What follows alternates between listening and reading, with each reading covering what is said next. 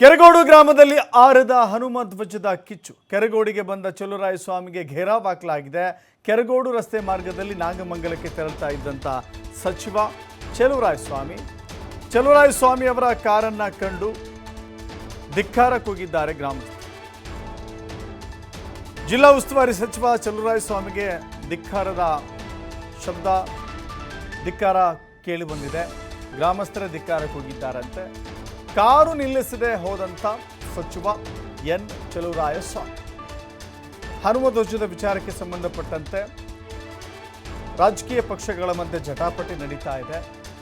ಕೆಲವರ ವಿರುದ್ಧ ಧಿಕ್ಕಾರ ಕೂಗ್ತಾ ಇದ್ದಾರೆ, ಕೆಲವರ ಪರವಾಗಿ ಜೈಕಾರ ಕೂಗ್ತಾ ಇದ್ದಾರೆ. ಈ ಮಧ್ಯೆ ಚಲುವರಾಯ ಸ್ವಾಮಿಗೆ ಧಿಕ್ಕಾರ ಕೂಗಿದ್ದಾರೆ ಅಲ್ಲಿನ ಗ್ರಾಮಸ್ಥರು.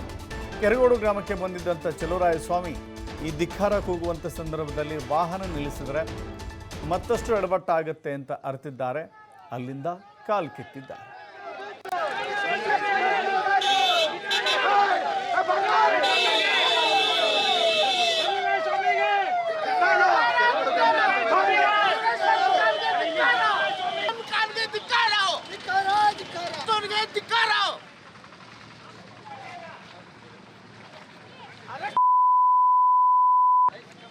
ಚಲುವರಾಯ ಸ್ವಾಮಿ ಕಾಣ್ಗೆ ಧಿಕ್ಕಾರ.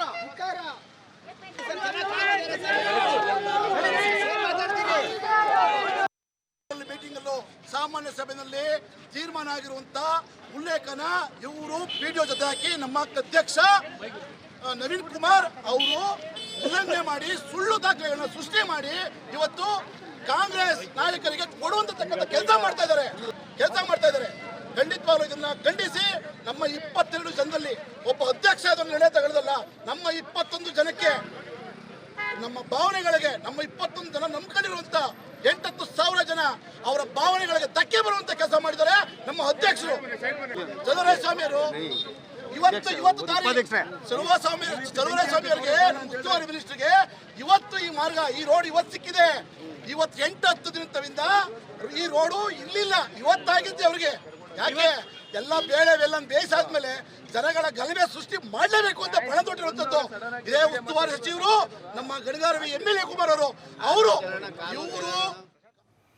ಎಸ್. ಮತ್ತಷ್ಟು ಮಾಹಿತಿ ನಮ್ಮ ಪ್ರತಿನಿಧಿ ಪುನೀತ್ ನೀಡ್ತಾರೆ. ಪುನೀತ್, ಗಮನಿಸ್ತಾ ಇದ್ದೀವಿ, ಮಳೆ ನಿಂತರೂ ಕೂಡ ಮರದ ಹನಿ ನೀರು ನಿಲ್ಲಲ್ಲ ಅಂತಾರಲ್ಲ, ಆ ರೀತಿ ಪರಿಸ್ಥಿತಿ ಇಲ್ಲಿ ಕಾಣಿಸ್ತಾ ಇದೆ. ನಿರಂತರವಾಗಿ ರಾಜಕಾರಣದ ಅನೇಕ ವಿವಾದಗಳು ಹೇಳುತ್ತೆ. ಆದರೆ ಆ ವಿವಾದಗಳ ಪೈಕಿ ಹನುಮ ಧ್ವಜದ ವಿಚಾರ ಬಹಳ ದೊಡ್ಡ ಮಟ್ಟದ ಸದ್ದು ಮಾಡಿತ್ತು, ಪಾದಯಾತ್ರೆ ಆಯಿತು. ಇದೀಗ ಮತ್ತೊಂದು ಸುತ್ತಿನ ಹೋರಾಟ ನಡೆಯುವ ರೀತಿಯಲ್ಲಿ ಕಾಣಿಸ್ತಾ ಇದೆ. ಇನ್ನು ಚುನಾವಣೆ ಹತ್ತಿರವಾಗ್ತಾ ಇದ್ದಂತೆ ಇದು ತೀವ್ರಗೊಳ್ಳುವ ಲಕ್ಷಣಗಳು ಕೂಡ ಇದರ ಮೂಲಕ ಗೋಚರವಾಗ್ತಾ ಇದೆ. ಹಾಗಾದ್ರೆ ಪುನೀತ್,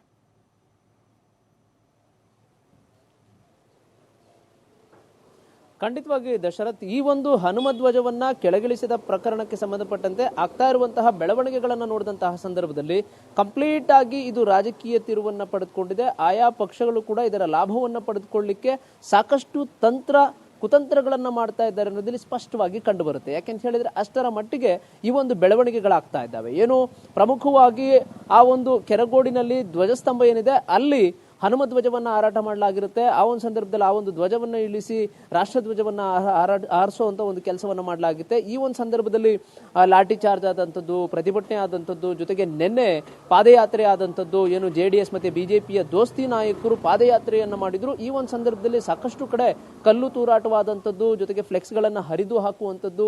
ಕಾಂಗ್ರೆಸ್ನ ನಾಯಕರು ಇರತಕ್ಕಂಥ ಯಾವುದೇ ಫ್ಲೆಕ್ಸ್ ಗಳು ಸಿಕ್ಕಿದ್ರು ಕೂಡ ಅಲ್ಲಿ ಕಲ್ಲು ತೂರಾಟವನ್ನ ಮಾಡಿದ್ರು. ಜೊತೆಗೆ ಫ್ಲೆಕ್ಸ್ ಅನ್ನ ಹರಿದು ಬೆಂಕಿಯನ್ನು ಹಚ್ಚುವಂತಹ ಒಂದು ಕೆಲಸವನ್ನ ಮಾಡಿದ್ರು. ಜೊತೆಗೆ ದಾರಿಯುದ್ದಕ್ಕೂ ಕೂಡ ಏನು ಕೆರಗೋಡಿನಿಂದ ಮಂಡ್ಯ ನಗರದ ಜಿಲ್ಲಾಧಿಕಾರಿ ಕಚೇರಿ ಏನಿದೆ ಅಲ್ಲಿಯವರೆಗೂ ಕೂಡ ನಡೆದಂತಹ ಪಾದಯಾತ್ರೆ ಯುದ್ಧಕ್ಕೂ ಕೂಡ ಈ ತರದ ಘಟನೆಗಳು ನಡೆದವು, ಲಾಠಿ ಚಾರ್ಜ್ಗಳು ಕೂಡ ನಡೆದವು. ಇನ್ನು ಇವತ್ತು ಮುಖ್ಯವಾಗಿ ಕೆರಗೋಡು ಗ್ರಾಮದಲ್ಲಿ ಮೊದಲಿಗೆ ಏನು ಫ್ಲೆಕ್ಸ್ ಗಳನ್ನ ನಿನ್ನೆ ಹರಿದಿರುವಂತಹ ಕಾಂಗ್ರೆಸ್ನ ಫ್ಲೆಕ್ಸ್ ಗಳನ್ನ ಹರಿದಿರುವಂತಹ ಒಂದು ಹಿನ್ನೆಲೆಯಲ್ಲಿ ಇವತ್ತು ಇನ್ನುಳಿದಂತೆ ಏನು HD ಕುಮಾರಸ್ವಾಮಿ ಅವರು ಅಂದ್ರೆ JDS ಪಕ್ಷಕ್ಕೆ ಸಂಬಂಧಪಟ್ಟಂತ ಫ್ಲೆಕ್ಸ್ ಇರುವಂತಹ ಹಿನ್ನೆಲೆಯಲ್ಲಿ ಅದನ್ನು ಕೂಡ ತೆರವುಗೊಳಿಸಬೇಕು, ಇಲ್ಲವಾದ್ರೆ ಈ ತರದ ಒಂದು ವಾತಾವರಣ ನಿರ್ಮಾಣವಾಗುತ್ತೆ ಅನ್ನೋ ಒಂದು ನಿಟ್ಟಿನಲ್ಲಿ ಕೆರಗೋಡು ಪೊಲೀಸರು ಅಲ್ಲಿ ಕುಮಾರಸ್ವಾಮಿ ಅವರಿದ್ದಂತಹ ಫ್ಲೆಕ್ಸ್ ಗಳನ್ನ ತೆರವುಗೊಳಿಸಬೇಕು ಅಂತ ಹೇಳಿ ಗ್ರಾಮ ಪಂಚಾಯಿತಿ ಅಧಿಕಾರಿಗಳಿಗೆ ತಿಳಿಸ್ತಾರೆ. ಹೀಗಾಗಿ ಗ್ರಾಮ ಪಂಚಾಯಿತಿಯ ಕಾರ್ಯದರ್ಶಿ ರತ್ನಮ್ಮ ಅವರು ಆ ಒಂದು ಫ್ಲೆಕ್ಸ್ ಗಳನ್ನ ತೆರವುಗೊಳಿಸುವಂತ ಒಂದು ಕೆಲಸಕ್ಕೆ ಮುಂದಾಗ್ತಾರೆ. ಈ ವೇಳೆ ಪರ್ಟಿಕ್ಯುಲರ್ ಆಗಿ HD ಕುಮಾರಸ್ವಾಮಿ ಅವರ ಒಂದು ಫ್ಲೆಕ್ಸ್ ಗಳನ್ನ ತೆಗೆಯುತ್ತಿದ್ದಾರೆ ಅಂತ ಹೇಳಿ ಗ್ರಾಮಸ್ಥರು ಆಕ್ರೋಶವನ್ನು ವ್ಯಕ್ತಪಡಿಸ್ತಾರೆ. ಜೊತೆಗೆ ಅಧಿಕಾರಿಗಳನ್ನ ತಡೆಯುವಂತ ಒಂದು ಕೆಲಸವನ್ನು ಕೂಡ ಮಾಡ್ತಾರೆ. ಹೀಗಾಗಿ ಆ ಒಂದು ಗೋಜೆ ಬೇಡ ಅಂತ ಹೇಳಿ ಅಧಿಕಾರಿಗಳು ಆ ಒಂದು ಫ್ಲೆಕ್ಸ್ಗಳನ್ನು ತೆರವುಗೊಳಿಸುವಂತ ಕಾರ್ಯವನ್ನ ಬಿಟ್ಟು ವಾಪಸ್ ಆಗ್ತಾರೆ. ಇದು ಒಂದು ಕಡೆ.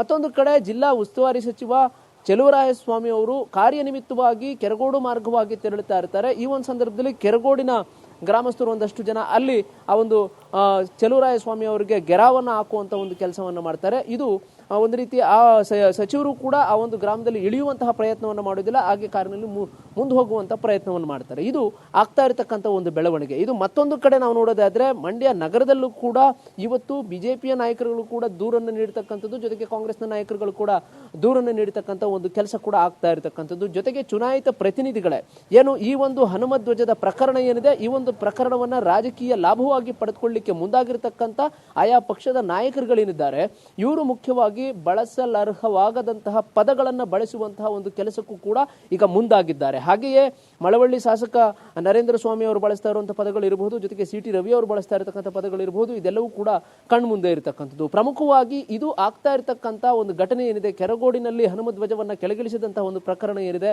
ಇದು ಹಲವು ರೀತಿಯಲ್ಲಿ ಪ್ರತಿಭಟನೆಯನ್ನ ಹುಟ್ಟು ಹಾಕಿದೆ, ಜೊತೆಗೆ ರಾಜಕೀಯ ಕಿತ್ತಾಟವನ್ನು ಕೂಡ ಹುಟ್ಟು ಹಾಕಿದೆ. ಈ ಒಂದು ಏನು ಲಾಭವನ್ನ ಪಡೆದುಕೊಳ್ಳಿಕ್ಕೆ ಆಯಾ ಪಕ್ಷಗಳು ಕೂಡ ಸಾಕಷ್ಟು ತಂತ್ರವನ್ನ ಮಾಡ್ತಾ ಇರತಕ್ಕಂಥದ್ದು. ನಿನ್ನೆ ಬಿಜೆಪಿಯ ಜೊತೆಗೆ JDSನ ಕಾರ್ಯಕರ್ತರು ಕಾಂಗ್ರೆಸ್ ಪಕ್ಷದ ಒಂದು ಏನು ಕಾಂಗ್ರೆಸ್ನ ಶಾಸಕರು ಇರುವಂತದ್ದು ಸಿದ್ದರಾಮಯ್ಯನವರು ಇರತಕ್ಕಂಥ ಎಲ್ಲ ಫ್ಲೆಕ್ಸ್ಗಳನ್ನ ಹರಿದು ಏನು ಆಕ್ರೋಶವನ್ನು ವ್ಯಕ್ತಪಡಿಸಿದ್ರು, ಅದೇ ರೀತಿಯಾದಂತಹ ವಾತಾವರಣ ಇವತ್ತು ಕಾಂಗ್ರೆಸ್ನ ಕಾರ್ಯಕರ್ತರಿಂದ ಆಗಬಹುದು ಅಂತ ಹೇಳಿ ಮುನ್ನೆಚ್ಚರಿಕೆ ಕ್ರಮವಾಗಿ ಈಗ ಪೊಲೀಸರು ಆ ಒಂದು JDSನ ಫ್ಲೆಕ್ಸ್ಗಳೇನಿರ್ತವೆ ಅವೆಲ್ಲವನ್ನು ಕೂಡ ತೆರವುಗೊಳಿಸುವಂತ ಒಂದು ಕೆಲಸವನ್ನ ಮಾಡಲಿಕ್ಕೆ ಮುಂದಾಗ್ತಾರೆ. ಅದಕ್ಕೂ ಕೂಡ ಕೆರಗೋಡು ಗ್ರಾಮಸ್ಥರು ತಡೆಯೊಡ್ಡುವಂತಹ ಒಂದು ಕೆಲಸವನ್ನ ಮಾಡ್ತಾರೆ, ಜೊತೆಗೆ ಆಕ್ರೋಶವನ್ನು ಕೂಡ ವ್ಯಕ್ತಪಡಿಸ್ತಾರೆ. ಹೀಗಾಗಿ ಅಧಿಕಾರಿಗಳು ಫ್ಲೆಕ್ಸ್ಗಳನ್ನ ತೆರವುಗೊಳಿಸಲಿಕ್ಕೆ ಬಂದಂತವರೆಲ್ಲರೂ ಕೂಡ ಬರಿಗೈಲಿ ವಾಪಸ್ ಆಗ್ತಾರೆ.